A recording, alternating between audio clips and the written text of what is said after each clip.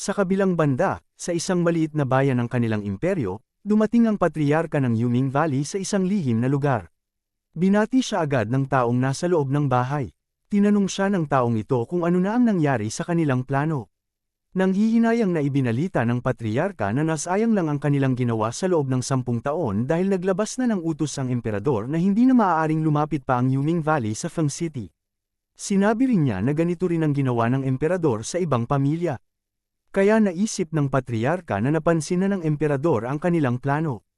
Hindi nagulat ang lalaki at napagtanto niyang nais ng emperador na buksan ang Pearl Order. Nagalit ang patriarka dahil sa tingin niya ay iyon nga ang nais gawin ng emperador. Ngunit kahit tulungan man ng imperial family ang ika-8 pamilya, may sapat pa rin silang oras upang mapigilan ang mga ito bago pa man sila tuluyang lumaki. Tumawa ang lalaki at sinabing hindi dapat mawala ng pasensya ang patriarka sa ganitong mga bagay. Sinabi rin niyang kung natalo sila sa plano na ito, hindi na dapat sila magbigay pa ng ibang mga dahilan. Kung hindi nila kayang talunin ang 3 maliit na pamilya, maaaring mawala ang kanilang sekta sa hinaharap dahil sa kawalan ng kakayahan. Dapat itong tandaan ng patriarka, ngunit hindi niya nagustuhan ang sinabi ng lalaki tungkol sa kanyang pamilya. Dahil sa galit, nawasak ang mga pader sa paligid ng bahay. Sinabi ng patriarka na siya ang nagbigay ng ideya tungkol sa Pearl Order kaya hindi niya maintindihan ang pang-iinsulto sa kanyang pamilya. Sinabi rin niyang ang plano na iyon, na ginawa nila 10 taon na ang nakakaraan, ay nanggaling mismo sa kanya kaya hindi niya matatanggap ang ganitong pangbabastos. Ang kausap ng patriarka ay walang iba kundi ang Prime Minister ng kanilang imperyo at ang leader ng 4 Pillars, si Zhuge Changfeng. Binalak ng patriarka na patayin ng Prime Minister dahil sa kanyang mga sinabi, ngunit bago pa man siya makalapit, bigla siyang napasukan ng dugo dahil sa 2 tao na dumating sa harapan niya. Nagulat ang patriarka nang mapagtanto niyang ang 2 bantay na ito ay ang kilalang mga master ng kanilang imperyo ilang daang taon na ang nakakaraan, sina Master Ying at Yang. Pinuri ni Changfeng ang patriarka dahil nahulaan niya agad ang pagkatao ng kanyang 2 bantay. Sinabi rin niyang ang 2 ito ay nawala na sa kanilang imperyo 100 taon na ang nakakaraan kaya hindi niya inaasahan na makikilala pa niya ang mga ito. Pinuri ng patriarka ang kakayahan ng Prime Minister dahil nagawa nitong kunin sa kanyang panig ang 2 halimaw na ito. Sinabi rin niyang kahit ang kanilang ninuno na si Fang ay hindi makakayang talunin ang 2 ito pagdating sa lakas. Kaya tumayo agad ang patriarka upang umalis. Humingi siya ng paumanhin dahil sa kanyang ipinakita dahil nadala lamang siya ng kanyang emosyon. Sinabi rin niyang kung nandito ang 2 ito sa kanyang tabi, tiyak na makakaya niyang talunin ang imperial family kung gugustuhin niya. Ngunit hindi sumang-ayon si Changfeng dahil kahit taglay niya ang lakas ng 2 halimaw na ito, hindi pa rin niya matatalo ang imperial family. Sinabi rin niyang ito ang dahilan kung bakit natalo ang Yuming Valley sa Feng City. Pinaalala niya sa patriarka na sa mundong ito, ang kapangyarihan ay hindi lamang nakikita sa labas na lakas. Kaya kahit siya ay aminado na hindi siya ang pinakamatalino sa kanilang imperyo. Nagulat ang patriarka dahil para sa kanila, si Zhuge Changfeng na ang pinakamatalino. Kaya tinanong niya kung sino pa ang mas matalino sa kanya. Seryosong sinabi ni Changfeng na ang taong ito ay ang kanyang amo, na may mas mataas na posisyon kaysa sa kanya. Nagtaka ang patriarka at tinanong kung ang tinutukoy ba niya ay ang kanilang emperador, na inakala nilang walang alam. Tumawa si Changfeng at sinabing sa loob ng 40 taon bilang Prime Minister, hindi pa rin niya mabasa ang mga plano ng emperador. Wala raw sino man ang makakatalo sa katalinuhan ng emperador. Maraming pamilya ang napaniwala ng emperador na siya ay isang tanga, na patunay ng kanyang katusuhan. Inutusan ni Changfeng ang patriarka na bumalik na sa kanilang sect at huwag gumawa ng gulo. Kailangan nilang mag-ingat para hindi mahuli ng emperador, kung hindi ay maaaring mawala sa kanila ang lahat. Nang makaalis na ang patriarka, nagtaka si Changfeng kung ano ang plano ng emperador. Samantala, sa isang madilim na gubat, sinimula ni Zhou Fan na ilagay ang mga dugo na kanyang naipon sa isang lalagyan. Sinabi niyang ilang buwan na niyang pinapalago ang silkworm na nakuha niya mula sa matanda, kaya oras na para gawin itong alaga niya. Pagkatapos, kinausap ni Zhou Fan ang kanilang young miss, si Yun Chang, upang ipaalam na kailangan niyang umalis. Nabahala si Yun Chang at sinabing lumalaki ang kanilang pamilya sa Feng City, kaya nagtataka siya kung bakit kailangang umalis ni Zhou Fan. Sinabi ni Zhou Fan na kailangan niyang umalis para magpalakas at masiguro ang kaligtasan ng kanilang clan.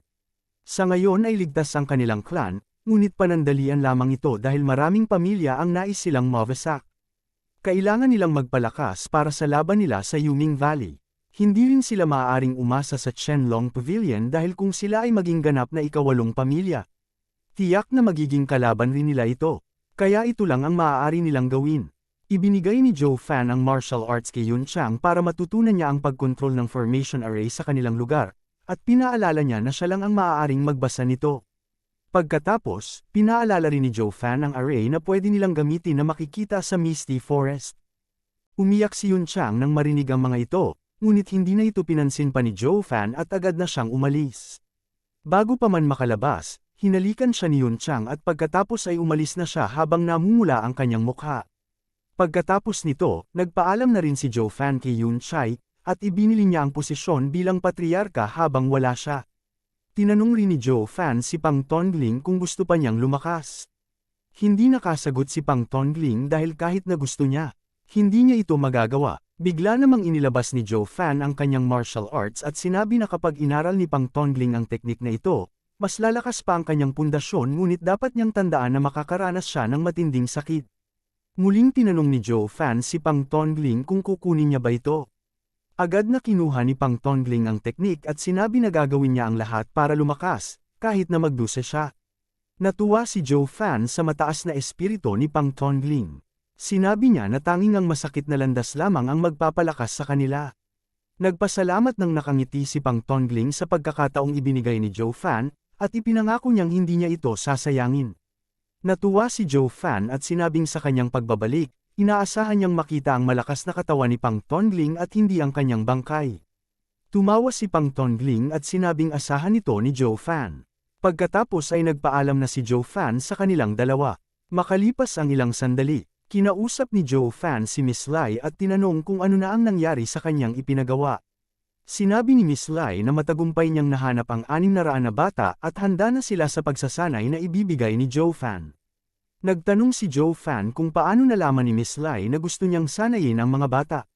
Sinabi ni Miss Lai na alam niyang hindi si Zhou Fan ang klase ng taong tutulong sa mga kawawang bata, kaya naisip niyang gusto niyang sanayin ang mga bata para gawing gwardya ng kanilang clan. Naalala ni Zhou Fan ang kanyang disipulong nagtaksil sa kanya, kaya naisip niyang sa buhay na ito, walang sino man ang dapat niyang pagkatiwalaan. Ibinigay niya ang isang teknik kay Miss Lai para mapalakas pa ang kanyang bilis, ang Secret Shadow Skill. Ibinili niya na maaari itong ituro ni Miss Lai sa mga mapagkakatiwalaang tauhan. Sinabi rin niya na kailangan niyang turuan ang mga batang naipon nila at kung sino man ang makakapasa ay bibigyan nila ng isa pang teknik. Ang mga hindi papasa ay maaaring gawing mga bantay. Dagdag pa ni Zhou Fan, kung maipasa ng lahat ng bata ang dalawang teknik na ito, dapat ibigay ni Miss Lai ang mga ito kay Pang Tongling, dahil siya na ang magtuturo sa kanila pagkatapos. Nagtaka si Miss Lai at nagtanong kung bakit hindi na lang si Zhou Fan ang gumawa nito. Ipinahayag ni Zhou Fan na aalis na siya. Nagulat si Miss Lai ngunit alam niyang kailangan itong gawin ni Zhou Fan. Kaya bago umalis, hinalikan niya ang mukha ni Zhou Fan. Nang makalabas si Miss Lai, nagtaka si Zhou Fan kung ano ang nangyayari at bakit siya hinahalikan ng mga ito. Ang Spirit Beast ay mga nilalang na maaaring magamit ng mga martial artist para mapalakas ang kanilang cultivation. Para sa kanila, ito ang pinakamahalagang bagay para mapalakas ang kanilang antas. Ang mga Orthodox cultivator ay ginagawang alaga ang mga Spirit Beast, habang ang Demonic cultivator ay sinasanay ang mga ito para gawing mga halimaw. Sa ngayon, kung nais ni Zhou Fan na makakuha ng sariling Spirit Beast, kailangan niyang dumaan muna sa teritoryo ng Yuming Valley para makapunta sa bundok na ito. Dumating si Zhou Fan sa pintuan ng lungsod ngunit pinigilan siya ng mga bantay. Inutusan siya ng mga ito na ipakita ang kanyang token kung gusto niyang pumasok. Inilabas ito ni Zhou Fan at nang makita ng mga bantay, pinapasok siya. Pumasok si Zhou Fan at natuwa dahil sa wakas ay narating na niya ang lungsod. Naisip niya na tama lang ang kanyang ginawang pagpatay sa may-ari ng token para makapasok siya ng walang problema. Napansin niyang kakaiba ang lugar dahil ang Yuming Valley ang namumuno dito, kaya naisip niyang dapat siyang mag-ingat. Isang bata ang biglang bumangga kay Zhou Fan na nagpahinto sa kanya. Hiniling ng bata na manahimik siya dahil may humahabol sa kanya. Dumating ang mga lalaking nagmamadali at hinanap ang bata, ngunit hindi pinansin ni Zhou Fan ang mga ito para hindi makakuha ng atensyon. Nang makitang wala na ang humahabol, umalis ang bata mula sa pagkakayakap kay Joe Fan, nagpasalamat dahil muntikan na siyang mahuli. Sinundan ng bata si Joe Fan at pinigilan siya para magpasalamat. Hindi pinansin ni Joe Fan ang bata at nagpatuloy sa paglalakad. Tinanong siya ng bata kung balak niyang umalis sa lungsod at kung maaari itong sumama. Sinabi ni Joe Fan na kung gusto ng bata na umalis, maaari niya itong gawin mag-isa. Nagdahilan ang bata na may ninakaw siya kaya hindi siya maaaring dumaan sa gate at hiniling na isama siya ni Joe Fan. Sinabi ni Joe Fan na nasa ika-4 na layer siya ng Chi Gathering Realm kahit 15 taong gulang pa lamang siya, kaya alam niyang hindi mahina ang bata at hindi ito nanggaling sa mahirap na pamilya. Tinanong ni Joe Fan kung bakit niya tutulungan ang bata. Nagulat ang bata sa nalaman ni Joe Fan. Naglakad palayo si Joe Fan at sinabing wala siyang dahilan para tulungan ang bata at hindi niya ito isasama palabas ng lungsod. Tinanong ng bata kung pupunta ba si Joe Fan sa Mountain Beast. Sinabi ni Joe Fan na wala siyang ibang pupuntahan at doon siya pupunta. Nagulat ang bata at sinabing kung pupunta si Joe Fan doon, kailangan niyang maghintay ng 3 buwan dahil ipinagbabawal ng Yuming Valley ang pagpunta doon ngayon. Napatigil naman si Joe Fan nang marinig ito at nagtanong rin siya kung bakit nakasara ito. Sinabi ng bata na malapit nang lumabas ang Diamond Quicksand sa Mountain Beast, kaya isinara ng Yuming Valley ang daanan papasok doon sa loob ng 3 buwan.